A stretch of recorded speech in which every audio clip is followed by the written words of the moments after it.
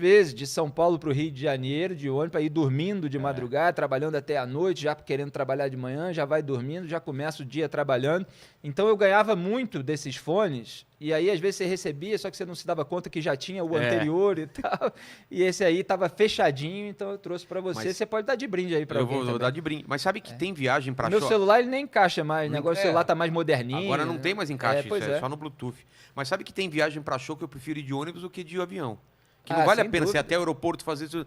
E, por exemplo, pra Curitiba eu sempre ia em leito dormindo, chegava lá e fazia. Exatamente, É não, a muito melhor coisa. melhor Eu não gosto coisa. nem de fazer muita propaganda, não, senão acaba. O pessoal. Senão acaba a passagem. Agora, eu acho lamentável que no Brasil, isso é uma das minhas críticas, e às vezes quando eu tenho a oportunidade de entrevistar governantes, as pessoas vão sempre na pauta do dia, e eu tenho vontade de falar uma coisa que não tem nada a ver com a pauta do dia, que é, vem cá, quando é que vai ter trem de uma cidade para outra cara. aqui no Brasil? Você vai lá fora, é tão gostoso viajar de trem. Nessa vez, inclusive, que eu fui lá para o evento, lá no resort do Trump, eu me hospedei ali em Palm Beach, porque era mais perto. E aí eu tinha amigos brasileiros morando em Miami, que tinha um que era marido de uma amiga minha, estava lançando um bar ali no Riverside, aliás, que eu recomendo muito, muito bom. Era um dia de Super Bowl, então estava lotado, tinha gente do mundo inteiro e tal, foi um negócio muito divertido. E eu fui para lá assistir, de Palm Beach até Miami, você pega um trem ali que se chama Bright Line.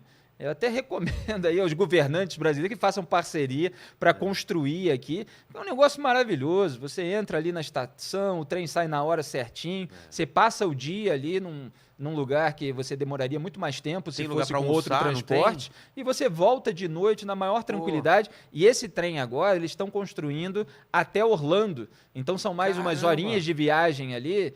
Brasileiro, muitas vezes, quando vai para Miami e quer ir até Orlando, faz aquela viagem de carro que demora 5 horas e tal. E agora vai poder ir de trem, eles estão construindo, vai terminar aí em breve. A crise sanitária atrapalhou um pouquinho, mas eles vão continuar aqui nos Estados Unidos. Essas coisas estão sendo devidamente tratadas, né? Aqui no Brasil, não. Sabe como é o meu sonho? Fazer a Transiberiana. Que beleza. Já ouviu falar? Já. De Pequim a Moscou, não é isso? Deve Se não ser me engano, é isso, cara. Não tenho certeza. Eu acho que ela tem 2 trechos, dá pra você fazer o de ponta a ponta ou uma parte.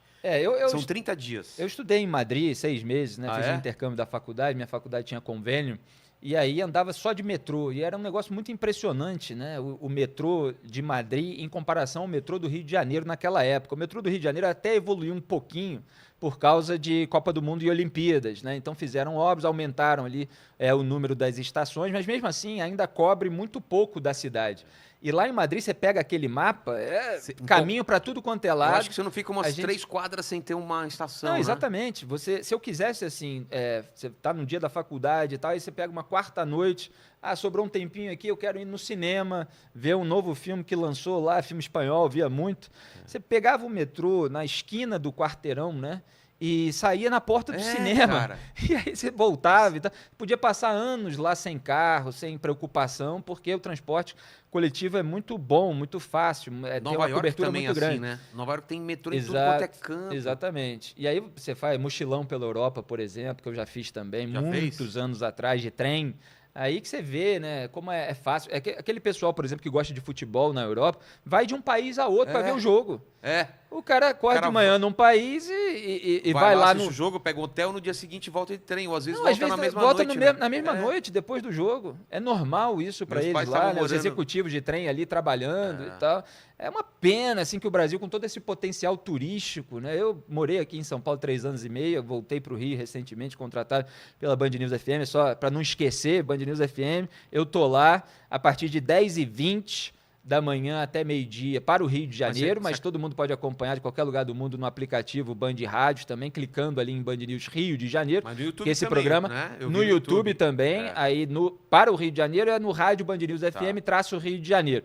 Esse programa é o que eu faço até meio-dia. E eu faço um programa em rede nacional na Band News FM, que é o Salve Salve Band News, de 4 às 5 da tarde, de segunda a sexta. Então, é só ligar a Band News FM da sua região, mais próximo da capital, que você consegue ouvir o programa, e também no canal de YouTube Rádio Band News FM, né, que são 2 canais, tem um do Rio e tem um nacional.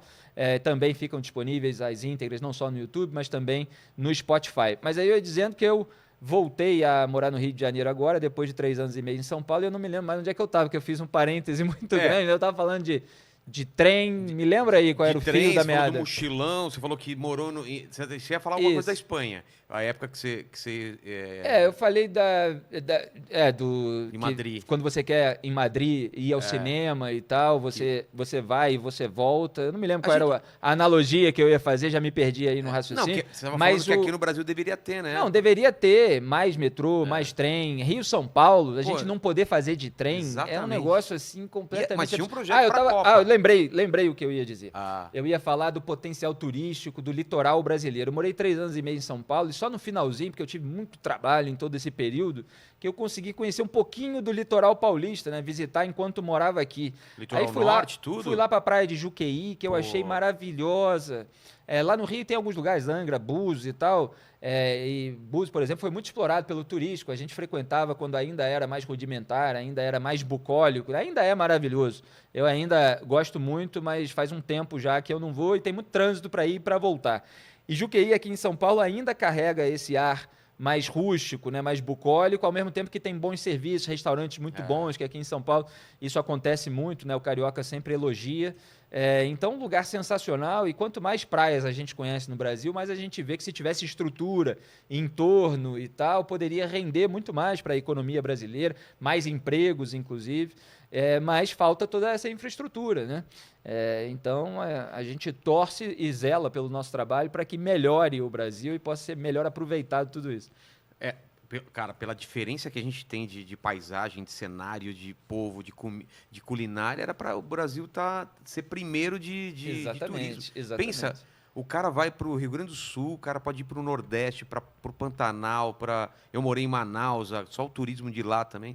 A gente tem um potencial aí que, infelizmente, é pouco explorado. Exatamente. E a malha ferroviária seria fundamental para isso, mas são projetos que nunca saem do papel. Aí você tem a construção de ferrovia, mais para transporte de carga, de mercadoria e tal. Aí tem pagamento de propina, porque é parceria público-privada. Então, para liberar o contrato público, o construtor responsável pela obra paga propina para o político. A gente viu isso na história recente do Brasil.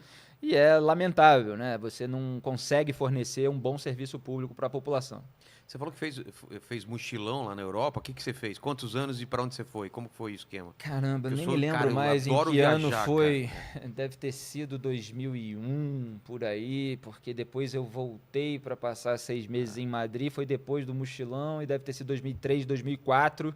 E aí, quando eu voltei de Madrid, eu fui para Salvador no Carnaval e escrevi a crônica, que foi o meu primeiro texto viral, um sóbrio em Salvador. Ah, é? Porque eu não bebo nada e muitos colunistas naquela época... Você não bebe? Não bebi no Carnaval, não bebi na folia. E os colunistas, na época dos jornais, eles eram muito mais velhos, né? Eles não iam botar um abadá e descrever tudo aquilo da maneira como eu descrevi, apontando os elementos positivos, negativos. Então, aquele texto circulou por e-mail, porque as redes sociais ainda não tinham sido desenvolvidas, estava começando o Orkut no Brasil ainda. Então, durante 1 ano, 2 anos, eu recebi e-mails todos os dias de micareteiros e anti-micareteiros, né? Foi um divisionismo político já. Já começou. Então, tinha aquele e-mail do micareteiro que falava assim, você descreveu muito bem, ano que vem eu tô lá de novo, uhul. E tinha aquele anti-micareteiro, cara, como você disse, lá é muito nojento, não dá pra mim... Que é uma coisa que acontece muito na política, né? Porque talvez o brasileiro tenha até uma tendência a tomar um lado, né? Com paixões, com ódios e tal, e uma dificuldade, não é generalizado isso, mas a gente vê muito isso no debate público, uma dificuldade de aceitar as nuances, né? Que há elementos positivos, que há elementos negativos, e você vai